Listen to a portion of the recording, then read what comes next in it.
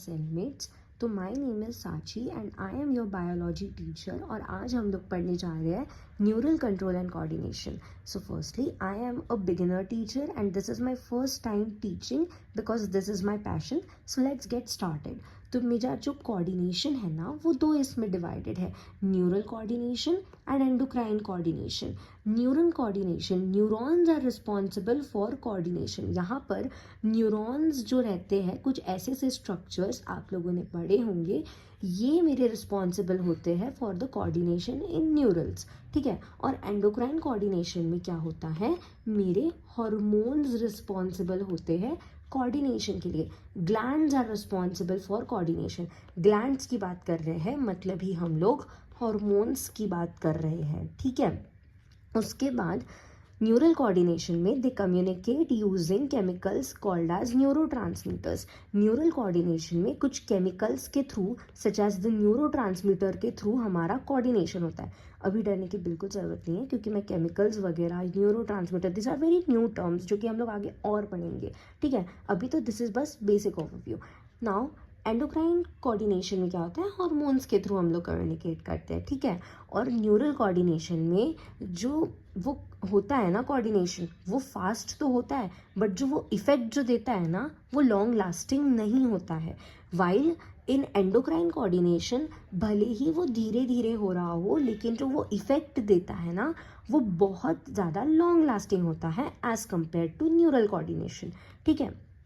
अब हम देखते हैं नर्वस टिश्यू. नर्वस टिश्यू हमारे दो इसमें डिवाइडेड है, न्यूरॉन्स एंड न्यूरोग्लियल सेल्स. सबसे पहले हम लोग बात करते हैं न्यूरॉन की. तो ये एक्साइटेबल है, कंडक्शन में हेल्प करता है and structural and functional unit है मेरे नर्वस टिश्यू का. अब न्यूरॉन ही ये सब कर रहा है तो हमें न्यूरोग्लियल सेल की क्या ज़रूरत पड़ेगी, अब ये देखते हैं. न्यूरोग्लियल सेल जो है ये मेरा नॉन एक्साइटेबल है बट ये support and packaging of neuron में हेल्प करता है. अब इसका क्या मतलब हुआ, न्यूरॉन के ऊपर जो आपको ये पिंक कलर का दिख रहा है ना, इसको हम लोग बोलते हैं माइलिन शीथ. क्या बोलते हैं, माइलिन शीथ. ये माइलिन शीथ की पैकेजिंग एंड मेकिंग जो एक्सॉन पर होती है यही मेरा न्यूरोग्लियल सेल्स करते हैं. ठीक है. Packaging and making of myelin sheath on the neuron surface या फिर हम एक्सॉन भी बोल सकते हैं, वो मेरे न्यूरोग्लियल सेल्स करते हैं. इसीलिए अब हमें पता चला कि वो कितने ज़्यादा इम्पॉर्टेंट है. और न्यूरोग्लियल सेल जो है वो मेरे central nervous system and peripheral nervous system दोनों में ही हमें देखने के लिए मिलेंगे. सेंट्रल नर्वस सिस्टम में ओलिगोडेंड्राइट्स नाम की neuroglial cell packaging of myelin sheath on neuron surface पर हेल्प करते हैं. But in the peripheral nervous system Schwann cells नाम के neuroglial cells packaging of myelin sheath on the neuron surface पर help करते हैं. अब ये कुछ नोट है, it is not necessary for an axon to have myelin sheath. मतलब एक न्यूरॉन के, एक एक्सॉन के पास माइलिन शीथ होना कंपलसरी नहीं होता है, वो नॉन माइलिनिएटेड भी हो सकता है. And myelin sheath is not continuous, that means it is discontinuous. अब यहाँ देखो, यहाँ पर जो है ना ये मेरी माइलिन शीथ है.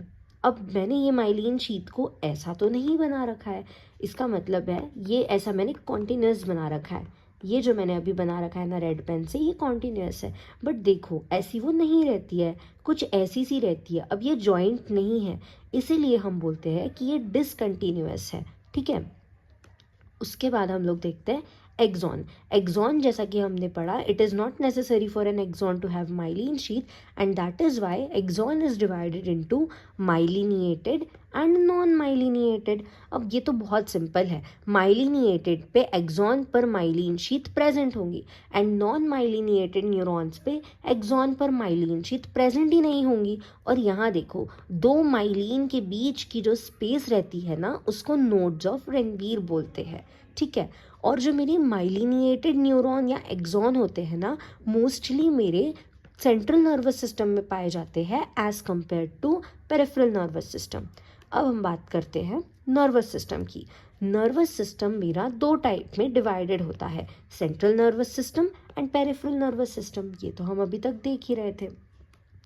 पहले बात करते हैं सेंट्रल नर्वस सिस्टम की. सेंट्रल नर्वस सिस्टम दो इसमें डिवाइडेड है, ब्रेन एंड स्पाइनल कॉर्ड। यहाँ पर एक डायग्राम है, जो ब्रेन है ना, ब्रेन के पास जो नर्व्स डायरेक्टली आती है उनको क्रेनियल नर्व्स बोलते हैं, एंड स्पाइनल कॉर्ड से के पास जो नर्व्स आती है ना उनको स्पाइनल नर्व्स बोलते हैं। And this whole diagram what makes a complete central nervous system. ठीक है, अब पेरिफेरल नर्वस सिस्टम की बात करते हैं। पेरिफेरल नर्वस सिस्टम मेरा एफरेंट एंड इफरेंट में डिवाइड होता है। एफरेंट मेरा सेंसरी होता है एंड इफरेंट मेरा मोटोर होता है। अब इसका क्या मतलब हुआ, देखो इफरेंट में वो मोटोर होती है क्योंकि वो इंफॉर्मेशन सेंट्रल नर्वस सिस्टम से इफेक्टर या कोई भी ऑर्गन के पास लेकर जाती है। मतलब एफरेंट में हमारे पास इंफॉर्मेशन सेंट्रल नर्वस सिस्टम के पास आ रही है और इफरेंट में मेरे पास इंफॉर्मेशन सेंट्रल नर्वस सिस्टम से एक ऑर्गन के पास जा रही है। ठीक है, अब इफरेंट नर्वस सिस्टम दो इसमें डिवाइडेड होता है। ठीक है, somatic nervous system and autonomic nervous system.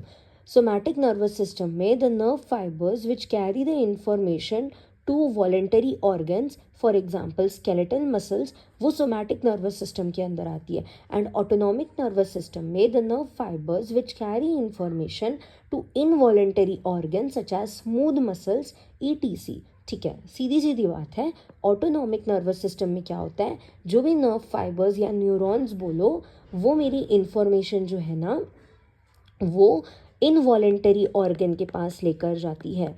Involuntary organs के पास लेकर जाती है। इनवॉलेंटरी ऑर्गन मतलब जो एक ह्यूमन के कंट्रोल में नहीं होते, ह्यूमन कंट्रोल नहीं कर सकता है उन्हें, for example smooth muscles. And somatic nervous system में वो इंफॉर्मेशन वॉलेंटरी ऑर्गन्स के पास लेकर जा रही होती है।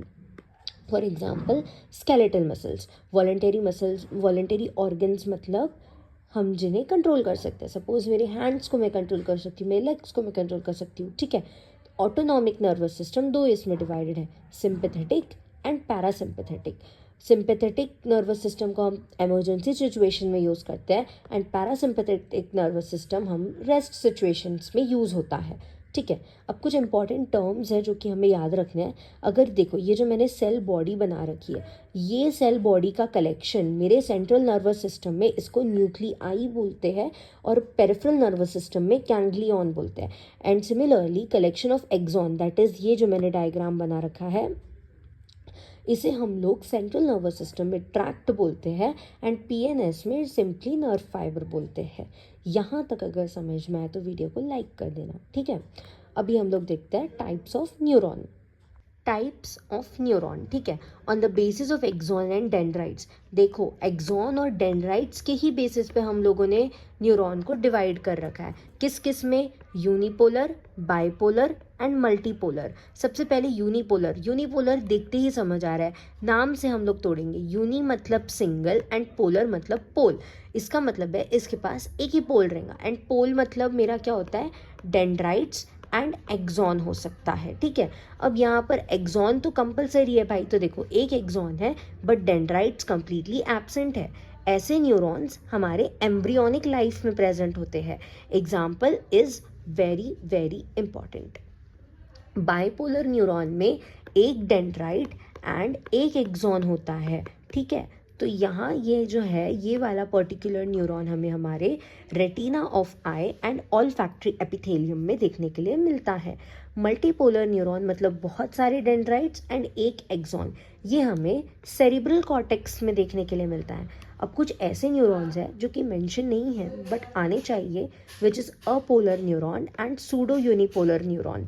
ठीक है, अपोलर न्यूरॉन मतलब देखो, अ मतलब एब्सेंट एंड पोलर मतलब पोल, मतलब यहाँ पर कोई भी पोल नहीं है, सिंपली एक सेल बॉडी प्रेजेंट है।